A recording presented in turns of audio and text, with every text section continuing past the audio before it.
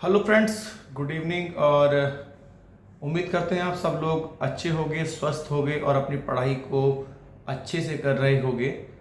तो आज हम अपनी क्लास में जो एक आर्टिकल को लेके आए हैं, जो हमारी सीरीज चल रही है ना, इंडियन पॉलिटी के जो हमारा भारतीय कॉन्स्टिट्यूशन है ना, इंडियन कॉन्स्टिट्यूशन भारतीय संविधान है, उसकी जो सीरीज चल रही है उसमें आज हम एक आर्टिकल लेकर आए हैं जिसके विषय में चर्चा करना बहुत ज़्यादा इम्पोर्टेंट हो जाता है। और ये संविधान का एक ऐसा आर्टिकल है, एक ऐसा अनुच्छेद है जिसके विषय की जानकारी हर एक नागरिक को होनी चाहिए, भारत के हर एक नागरिक को होनी चाहिए।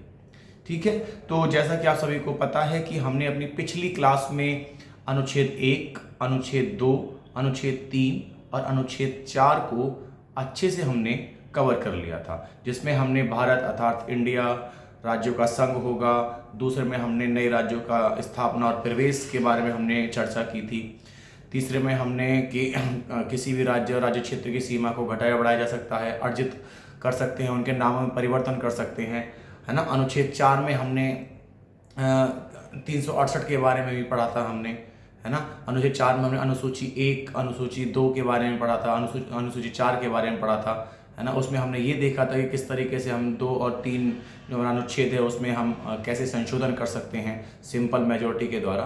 और हम आज जो हम लेकर आ रहे हैं, आज हम इस क्लास में डिस्कस करेंगे कि किस तरीके से जो हमारा भारतीय संविधान का अनुच्छेद नंबर 21 है उसकी जानकारी भारत के हर एक नागरिक को क्यों होनी आवश्यक है, क्योंकि ये एक ऐसा आर्टिकल है जो हर एक नागरिक को उसके अधिकार देता है, उसके अधिकार से वंचित रखने के लिए जो दंडात्मक प्रावधान है वो करता है ना। तो हम इसके बारे में थोड़ा चर्चा करेंगे। तो कॉपी और पेन को ले लीजिए। आज हम अपना बोर्ड का यूज़ नहीं कर रहे हैं, आज हम सिर्फ जनरल ओरली लेक्चर ले रहे हैं। ठीक है, तो अब हम स्टार्ट करते हैं अपना ना आर्टिकल नंबर आर्टिकल नंबर 21। ठीक है, 2 के आगे एक और लगा दीजिएगा, है ना, आर्टिकल नंबर 21 हमारा हो जाएगा, है ना। तो जो हमारा आर्टिकल नंबर 21 है, अनुच्छेद नंबर 21 है, उसका जो एक मेन टाइटल दे दिया गया है, उस अनुच्छेद 21 का जो टाइटल है वो है आपका कि प्राण वह दैहिक स्वतंत्रता का संरक्षण। मैं फिर बता रहा हूं, प्राण और दैहिक स्वतंत्रता का संरक्षण। ठीक है, तो इसमें क्या है, एक तरीके से जो हमारे नागरिक हैं, जो भारत के नागरिक हैं, उनको ये कुछ अधिकार दिए गए हैं। और अगर इन अधिकार से या इन अधिकारों का कोई भी उल्लंघन करता है तो उस उल्लंघन करने वाले व्यक्ति के लिए, है ना, हमारे संविधान में विशेष प्रावधान है, दंडात्मक प्रावधान है। ठीक है, तो कुछ भी कर सकते हैं, लेकिन ये जो हमारा अनुच्छेद 21 है जिसमें हमें हमारे अधिकार दिए गए, स्वतंत्रता का अधिकार दिया गया है ना, तो उसका हमें हमारे पास में अधिकार होना चाहिए, हमें ये पता होना चाहिए कि हमारे पास में कौन कौन से हमारे अधिकार हैं, स्वतंत्रता का कौन कौन सा अधिकार है। ठीक है, तो एक स्वतंत्रता, पहली बात तो अगर मैं कहूं कि स्वतंत्रता एक तरीके की नहीं होती है। अगर हम स्वतंत्रता के केस में बात करें, है ना, स्वतंत्रता शब्द को देखें तो स्वतंत्रता बहुत सारी चीजों में आ जाती है ना। शिक्षा के क्षेत्र में स्वतंत्रता आ जाती है ना, जीवन जीने के क्षेत्र में स्वतंत्रता आ जाती है, जो भी चीजें हैं तो हम उस केस में बात करेंगे। तो आर्टिकल नंबर 21 भारतीय संविधान का अनुच्छेद नंबर 21 हमारा ये कह रहा है कि एक तरीके से अगर मैं अपने शब्दों में इसको कहूं कि राइट टू प्राइवेसी, मतलब कि नागरिक की प्राइवेसी का यहां पर प्रावधान किया गया है ना।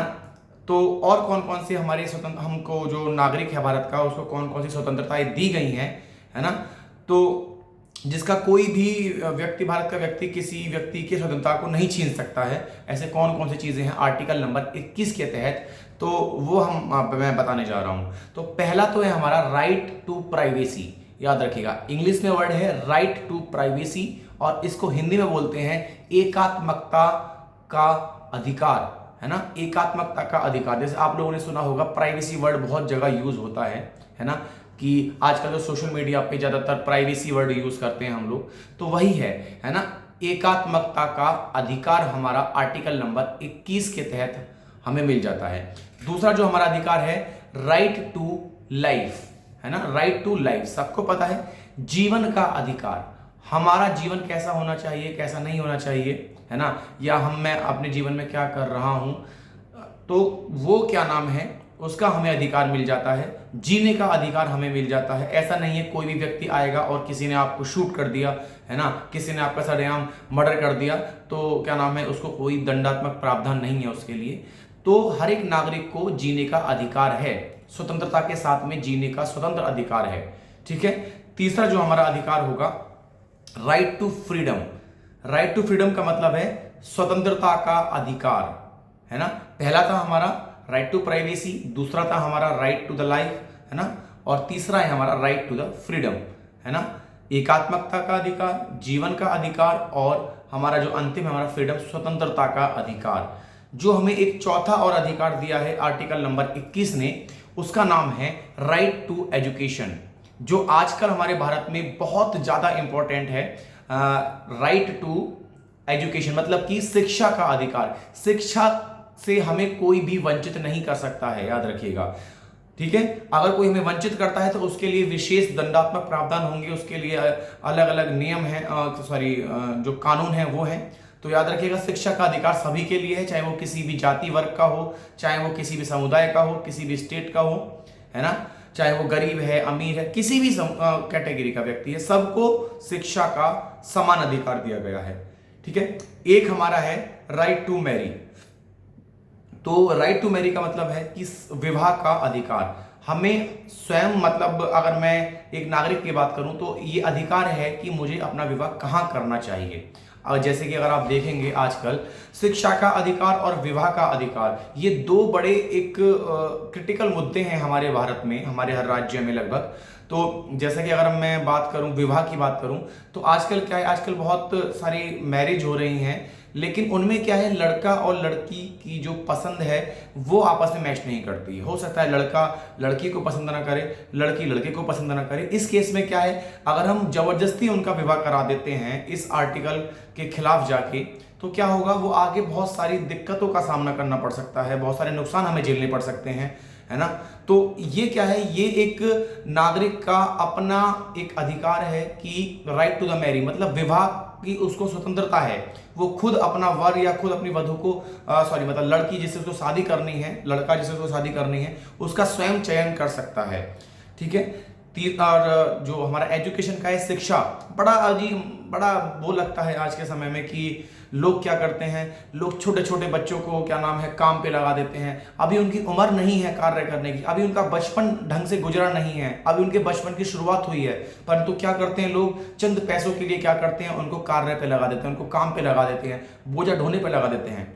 बड़ा दुख होता है ये देखकर, जब हम किसी शादी ब्याह वगैरह विवाह में जाते हैं, किसी फंक्शन में जाते हैं या सड़क पर जाते हैं, कभी यात्रा करते हैं, तो छोटे छोटे बच्चे क्या करते हैं, जिनकी उम्र लगभग अभी 8-9 साल ही है, 10-11 साल है, वो लोग बड़ा मतलब अपने को कष्ट देके बड़ा कार्य कर रहे हैं, है ना, परंतु उनको शिक्षा प्रोवाइड नहीं कराई जा रही है। तो ये बड़ा सिस्टम खराब है। कहीं पे लोग अगर मान लीजिए कहीं मकान बन रहा है तो वहाँ पे लेबरिंग के लिए इन ऐसे बच्चों को यूज़ करते हैं, कपड़े धोने के लिए, बर्तन धोने के लिए, छोटे छोटे तरीके से उन बच्चों का जो है वो यूज़ हो रहा है, जो कि बहुत गलत है।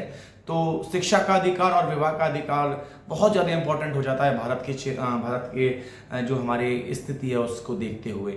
एक हमारा जो अधिकार है जो हमें आर्टिकल नंबर 21 देता है, वो है बंधुआ मजदूर, अगेंस्ट बॉन्डेड लेबर का, बंधुआ मजदूर का हमारा जो है स्वतंत्रता का अधिकार, वो हमें क्या मिलता है, वो आर्टिकल 21 के तहत हमें मिल जाता है। एक हमारा है इलेक्ट्रिसिटी का अधिकार, ठीक है, इलेक्ट्रिसिटी का अधिकार, है ना। एक है हमारा ट्रैवलिंग एब्रॉड का अधिकार, है ना। इलेक्ट्रिसिटी मतलब कि किसी भी व्यक्ति को उसकी जाति देखकर, उसका धर्म देखकर, उसकी कंडीशंस को देखकर उसको बिजली की आपूर्ति से वंचित नहीं किया जा सकता। अगर कोई ऐसा करता है तो उसके लिए संविधान में विशेष कानून बनाए गए हैं, दंडात्मक कानून बनाए गए हैं। तो याद रखिएगा, ये हमारे कुछ भारतीय संविधान आर्टिकल नंबर 21 अनुच्छेद नंबर 21 के कुछ हमारे को जो अधिकार दिए गए हैं, एक नागरिक को, भारतीय आम नागरिक को अधिकार दिए गए हैं, है ना, सभी नागरिक को अधिकार दिए गए हैं। वो अधिकार एक बता देता हूँ। पहला हमारा राइट टू प्राइवेसी, दूसरा राइट टू लाइफ, तीसरा राइट टू फ्रीडम, तीसरा नेक्स्ट राइट टू एजुकेशन, अगला right to marry, next right to against bonded labour, next आ गया हमारा राइट टू द इलेक्ट्रिसिटी, और एक आ गया हमारा right to the travelling abroad. ठीक है, तो ये जो हमारे कुछ अधिकार हैं ये हम ये भारत के नागरिक को आर्टिकल नंबर 21 के तहत मिल जाते हैं। ठीक है, तो उम्मीद करता हूं ये जो आपका आर्टिकल नंबर 21 है ये आपको अच्छे समझ में आया होगा, और इस वीडियो को ज्यादा से ज्यादा शेयर कीजिए, जिससे कि क्या हो कि जो हमारे भारत के जो लोग हैं, अलग अलग राज्यों के जो लोग हैं, उनको अपने अधिकारों के बारे में पता चले कि उनके पास भारतीय संविधान ने किस तरीके के अधिकार दिए हुए हैं। अन्यथा आजकल क्या हो रहा है कि हमारा बड़ा दुर्भाग्य है कि ऐसी चीजों से उनके एक नागरिक के क्या क्या अधिकार हैं उनको पता ही नहीं होता। किसी व्यक्ति को पता ही नहीं होता कि शिक्षा का अधिकार है हमारा, किसी को पता ही नहीं होता कि विवाह का हमारी स्वतंत्रता दी गई है संविधान के अनुसार, किसी को यही नहीं पता होता कि एकात्मकता का हमारे अंदर या भारतीय संविधान ने हमें एक अधिकार दिया हुआ है, किसी को ये पता ही नहीं होता कि बिजली आपूर्ति का हमारे लिए एक भारत संविधान में चर्चा की गई है, हमें अधिकार दिया गया है। और जिनको नहीं पता होता है वही लोग क्या करते हैं, वही उन्हीं लोगों का जो लोग होते हैं वो फायदा उठाकर उनका इस्तेमाल कर लेते हैं, है ना। तो इसीलिए क्या इस वीडियो को शेयर कीजिए, जिससे कि लोगों को अपने अधिकारों का पता चले। ये हमारा आर्टिकल नंबर 21 था, जिसमें हमारे कुछ तरीके के अधिकार थे जो हमें मिलती हैं, है ना। तो उम्मीद करता हूँ आपको सभी को ये क्लास अच्छी लगी होगी और कंटेंट आपको अच्छा लगा होगा। और जिन लोगों ने अभी तक चैनल को सब्सक्राइब नहीं किया है वो इस चैनल को सब्सक्राइब कीजिए, लाइक कीजिए, कमेंट कीजिए, है ना, और ज़्यादा से ज़्यादा शेयर कीजिए। और मैं हर वीडियो में बोलता हूँ, हर क्लास में बोलता हूँ मैं कि अगर आपके पास कोई सुझाव है या आपका कोई भी डाउट है उस क्लास से रिलेटेड, या अपने अंदर कोई डाउट है ना, तो आप हमें कमेंट बॉक्स में ज़रूर मेंशन कीजिए। हम अगली जो क्लास लेंगे आपकी जो भी सब्जेक्ट है उसकी क्लास लेंगे, हम सबसे पहले आपके उस कमेंट का जो आपका डाउट है, जो आपका प्रश्न है, उसका उत्तर जरूर देंगे। ठीक है, इसी के साथ मैं अपने को विदा देता हूं आप सभी से, और उम्मीद करता हूं आप सब लोग अच्छे से पढ़ेंगे, यूपीएससी के लक्ष्य को हासिल करेंगे। ठीक है, तो चलिए इसी के साथ में धन्यवाद, थैंक यू सो मच।